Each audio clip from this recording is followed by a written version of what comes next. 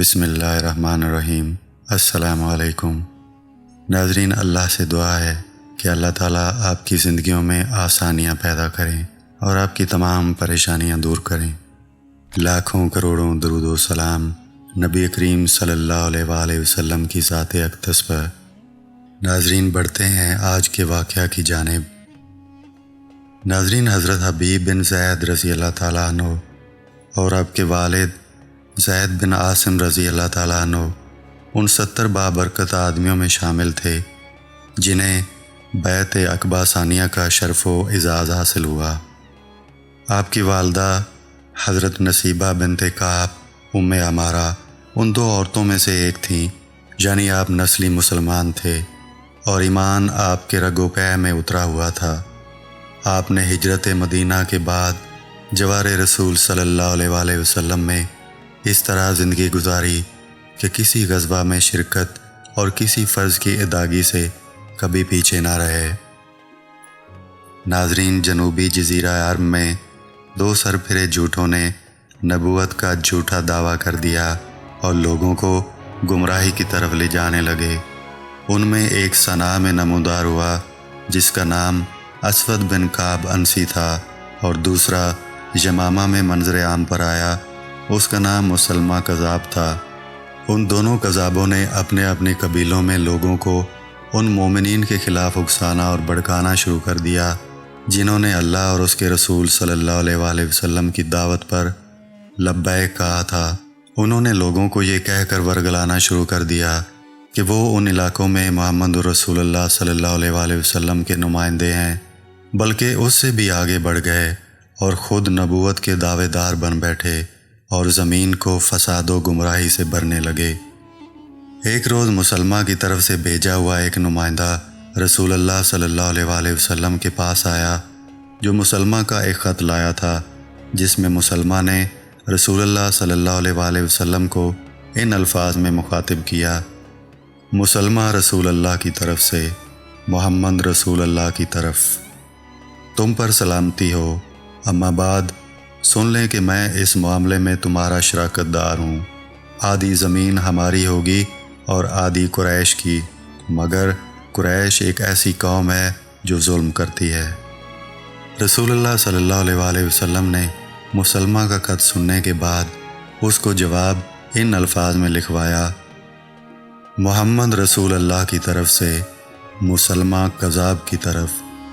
اسلام اسی شخص کے لیے ہے جو ہدایت کی پیروی اختیار کر لے، اما بعد سن لو کہ زمین تو اللہ تعالیٰ کی ہے، وہ اپنے بندوں میں سے جسے چاہتا ہے اس کا وارث بنا دیتا ہے، لیکن اچھا انجام ڈر جانے والوں کا ہی ہوگا۔ رسول اللہ صلی اللہ علیہ وآلہ وسلم کے یہ الفاظ سپیدہ سحر کی مانند نمودار ہوئے اور بنو حنیفہ کے کذاب کو رسوا کر کے چھوڑ گئے، جس نے نبوت کو بادشاہت سمجھ لیا تھا اور نصف زمین اور نصف رعایا کا مطالبہ کرنے لگا تھا۔ مسلمہ کے ہر کارے نے رسول اللہ صلی اللہ علیہ وآلہ وسلم کا یہ جواب مسلمہ تک پہنچایا تو وہ مزید گمراہی میں پڑ گیا اور لوگوں کو مزید گمراہ کرنے لگا۔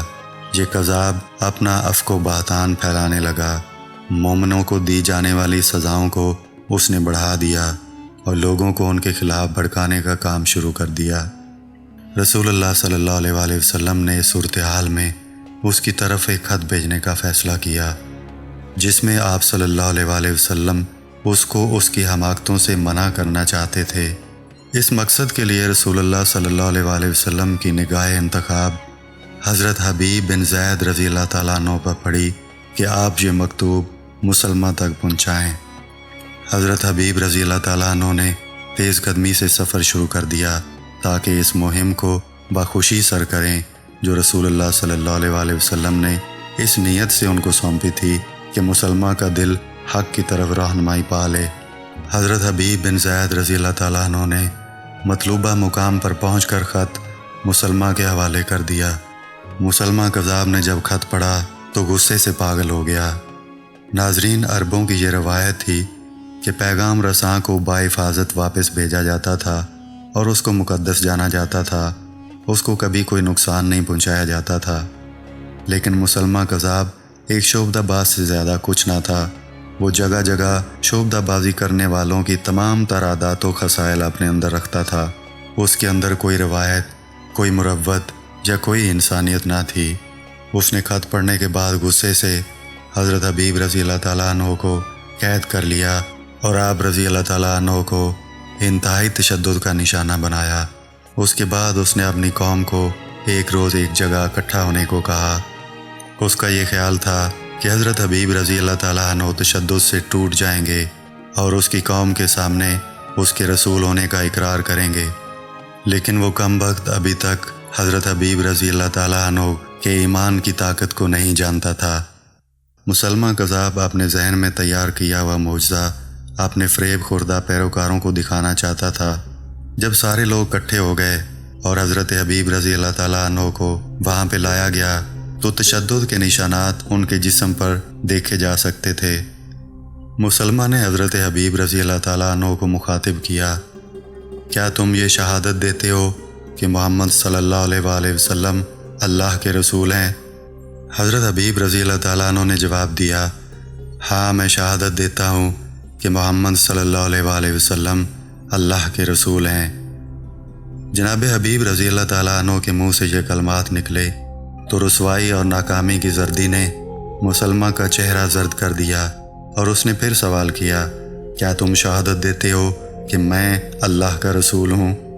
حضرت حبیب رضی اللہ تعالیٰ عنہ نے مذاق خیز انداز میں جواب دیا، میں بہرا ہوں، میرے کان تمہاری بات سننے سے قاصر ہیں۔ اس جملے کے بعد کذاب کے چہرے کی زردی جل کر راکھ ہو جانے والے کوئلے کی سیاہی میں بدل گئی۔ اس کی منصوبہ بندی ناکام ہو گئی اور اس کے تشدد نے بھی کوئی کام نہ دکھایا۔ اسے ان لوگوں کے سامنے جن کو وہ اپنا معجزہ دکھانا چاہتا تھا ایسا زوردار تماچا پڑھا کہ اس کی جعلی ہیبت ہوا ہو گئی۔ وہ ذبح شدہ سانڈ کی طرح پھنکارا اور آپ نے اس جلاد کو آواز دی جو حضرت حبیب کے سر پر تلوار لیے کھڑا تھا۔ مسلمہ کذاب نے چیخ کر جلاد کو حکم دیا کہ اس کا ایک بازو اڑا دو۔ جلاد نے تلوار ماری اور جناب حبیب رضی اللہ تعالیٰ عنہ کا بازو بدن سے کٹ کر زمین پر جا گرا۔ مسلمہ نے پھر مخاطب ہو کر جناب حبیب رضی اللہ تعالیٰ عنہ سے پوچھا، کیا تم گواہی دیتے ہو کہ محمد اللہ کے رسول ہیں؟ حضرت حبیب رضی اللہ تعالیٰ عنہ نے جواب دیا، ہاں میں گواہی دیتا ہوں کہ محمد صلی اللہ علیہ وآلہ وسلم اللہ کے رسول ہیں۔ مسلمہ نے کہا، اور یہ بھی گواہی دیتے ہو کہ میں اللہ کا رسول ہوں؟ حضرت حبیب رضی اللہ تعالیٰ عنہ بولے، میں نے تم سے کہا ہے کہ میرے کان وہ بات سننے سے قاصر ہیں جو تم کہتے ہو۔ مسلمہ نے یہ جواب سنا تو جلاد کو حکم دیا کہ اس کا دوسرا بازو بھی کاٹ دو۔ جلاد نے فوراً تلوار ماری اور حضرت حبیب رضی اللہ تعالیٰ عنہ کا دوسرا بازو بھی اڑا کر رکھ دیا۔ لوگ آپ پر نظریں گاڑے حیرت و تعجب سے دیکھ رہے تھے کہ کس قدر عظیمت و استقامت ہے۔ مسلمہ مسلسل اسی طرح سوال کرتا رہا اور جلاد آپ کے بدن کی بوٹیاں اڑاتا رہا، اور آپ بھی مسلسل یہی جواب دیتے رہے کہ میں گواہی دیتا ہوں کہ محمد صلی اللہ علیہ وآلہ وسلم اللہ کے رسول ہیں۔ اس مسلسل عمل سے آپ رضی اللہ تعالیٰ عنہ کے بدن کا آدھا حصہ کٹ کر ٹکڑوں کی صورت میں زمین پر بکھرا ہوا تھا اور آدھا دھڑ باقی رہ گیا تھا۔ بالآخر آپ رضی اللہ تعالیٰ عنہ کی پاکیزہ و عظیم روح پرواز کر گئی، مگر زبان پر ختم نبوت زندہ باد کا ورد جاری رہا۔ اللہ اکبر! اگر حضرت حبیب رضی اللہ تعالیٰ عنہ جان بچانے کی خاطر دل سے ایمان پر قائم رہتے ہوئے مسلمہ کذاب کی ہمنوائی کر لیتے تو ان کے ایمان میں کوئی نقص واقع نہ ہوتا اور نہ ان کے اسلام کو کوئی نقصان پہنچتا، مگر انہوں نے ایسا کرنے کی بجائے شہادت کو گلے لگایا اور اپنی جان رسول کریم صلی اللہ علیہ وآلہ وسلم کی محبت میں قربان کر دی۔ ادھر اللہ کے رسول صلی اللہ علیہ وآلہ وسلم کو اپنے معزز پیغام رساں کی شہادت کا علم ہوا۔ آپ صلی اللہ علیہ وآلہ وسلم نے اپنے رب کے فیصلے پر صبر کیا، کیونکہ آپ صلی اللہ علیہ وآلہ وسلم اللہ کی طرف سے عطا کردہ نور بصیرت کی روشنی میں مسلمہ کذاب کا انجام دیکھ رہے تھے۔ پھر جنگ یمامہ میں اس جھوٹے دعوے دار کا قصہ تمام ہوا۔ اس جنگ میں مسلمہ کذاب کو قتل کر دیا گیا۔ حضرت حبیب بن زید رضی اللہ تعالیٰ عنہ کی والدہ ام عمارہ نے بھی اس جنگ میں حصہ لیا۔ ناظرین، امید ہے آپ کو یہ واقعہ پسند آیا ہوگا۔ اس طرح کے مزید واقعات سننے کے لیے ہمارے چینل کو سبسکرائب کر لیجئے۔ شکریہ۔